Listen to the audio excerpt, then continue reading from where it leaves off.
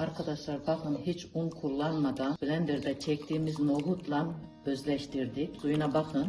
Çok güzel bir kıvam verdi ve çok da lezzetli oldu.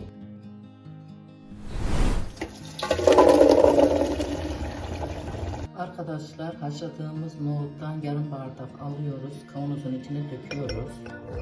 Üstüne de bir bardak su ilave ediyoruz. Blenderda çekiyoruz. Nohutumuzu blenderdan çektik. Şimdi bunu un yerine nohutta kullanacağız. Zeytinyağımızı döküyoruz.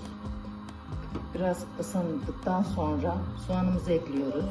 Yavaş yavaş karıştırıp kavuruyoruz.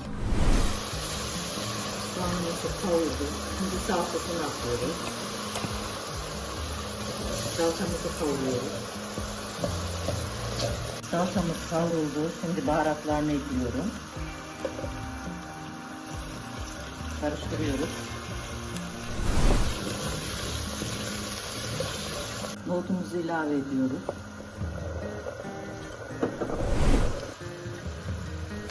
Karıştırıyoruz. Arkadaşlar nohut yemeğin tuzu önceden katılır. Çünkü tuzu içine çekmesi gerekiyor. Şimdi o yaptığımız suyu ilave ediyoruz. Tekrar karıştırıyoruz. Ve geri kalan suyumuzu, sıcak suyumuzu ekliyoruz.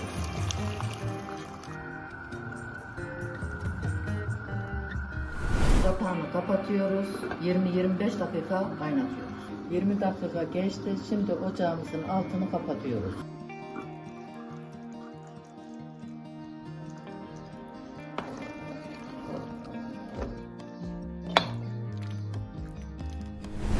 Tarif hoşunuza gittiyse beğenmeyi, yorum yapmayı ve abone olmayı unutmayın. Afiyet olsun.